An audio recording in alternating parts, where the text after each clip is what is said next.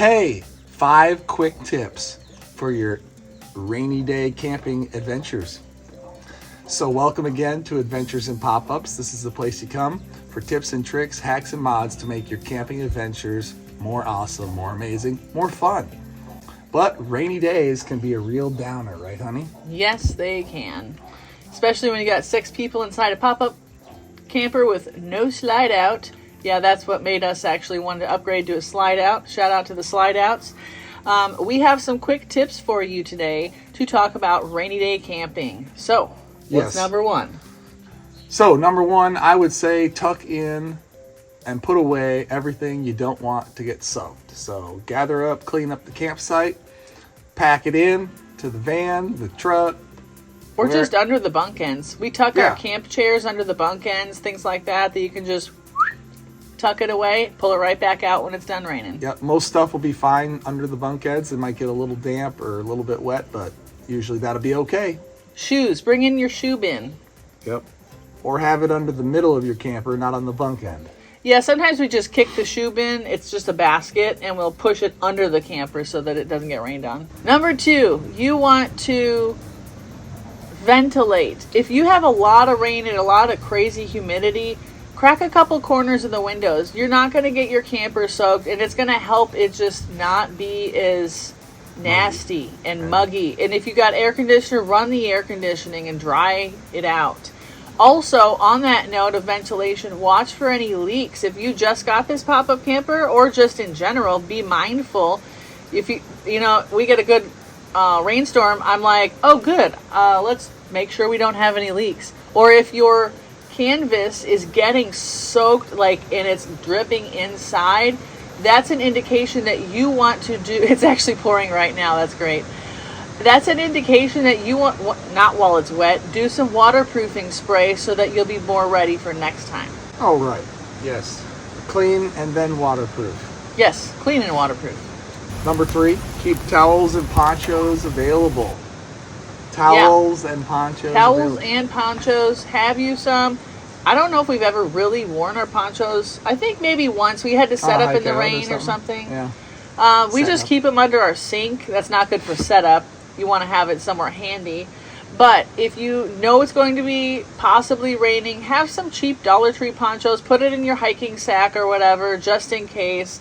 It doesn't take up that much space, and you feel more prepared and less wet. And then obviously extra towels. You would be surprised how many towels you can go through. Always good to have them on that outside storage bin, or just have an extra set in the tow vehicle, in the glove box or console. That's a good tip and trick. Good tip and trick. Number 4, have indoor games ready. So you probably already have things to do, but just keep in mind, you could possibly go pop-up camping in Florida right after a hurricane came through, and it may rain for 3 days straight. Now, some people cancel the whole trip. Some people, they're in the middle of a big 3-leg trip, like we were.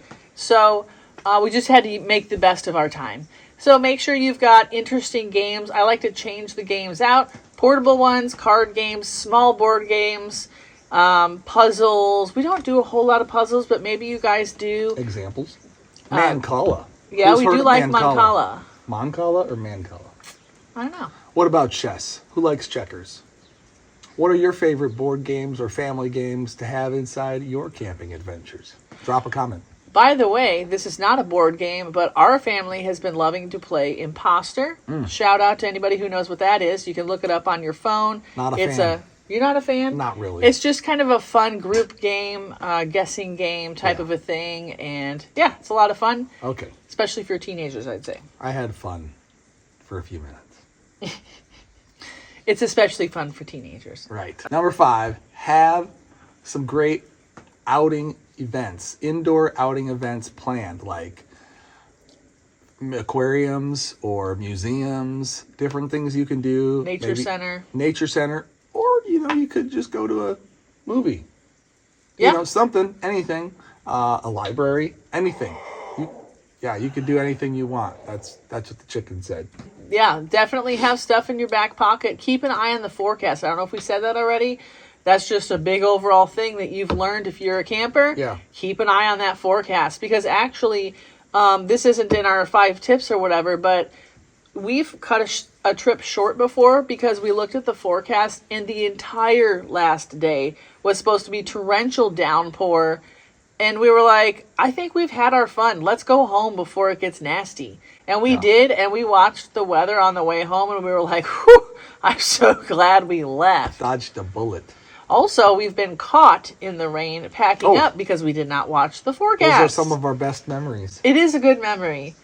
It was our last day. It was checkout day, and we're just chilling. The kids are on the playground having the time of their lives. We're drinking our coffee. Reading our books. We're looking around, though, and we're like, man, everybody is, like, hustling, packing up. What's going on here? Then, next thing you know... Hold on. Let me just say, we did not have good camping neighbors that told us a big storm was coming, okay? So do your friends a favor around the camp area and let them know, hey, you might want to start cleaning up or packing up because big storms are heading this way. Yeah. So they're all packed and leaving, and we're like, holy smokes, everyone's leaving right now. It's like, wow, what's the hurry? Yeah, we were the last ones to figure it out. It started what? It came out of nowhere. It was like a pop-up, and we're like, grab the stuff, throw that in the camper, kids, get in the car, and we're running around like chickens with our head cut off. It gave us 30 seconds or 3 minutes of light rain before it absolutely ripped. But wasn't enough. When it started, 3 minutes is not enough time to pack up your campsite, right? We need 30 to 45 at least. So all that to say, 25 minutes in the pouring rain, and what did we do? Forgot to put the door up and we almost ruined our camper in a haste because of the rain. We're like, we forgot what is to put going the door on? up. And then was it Nathaniel? Yeah. Nathaniel was like, the door! And I was like, oh my gosh.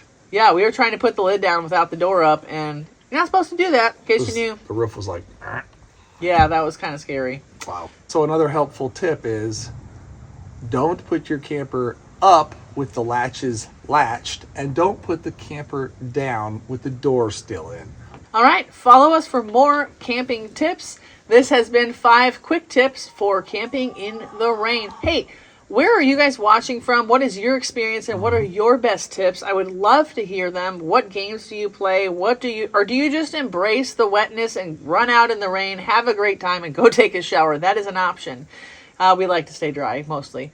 So, let us know your thoughts. We love to hear from you guys. Like, subscribe, and happy camping. Happy camping. And if you're interested, stay tuned for a short gospel presentation.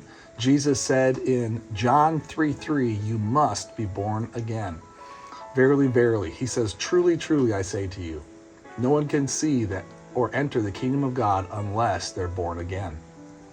So he tells us to come into the kingdom through faith and repentance, trusting in him because he paid the price.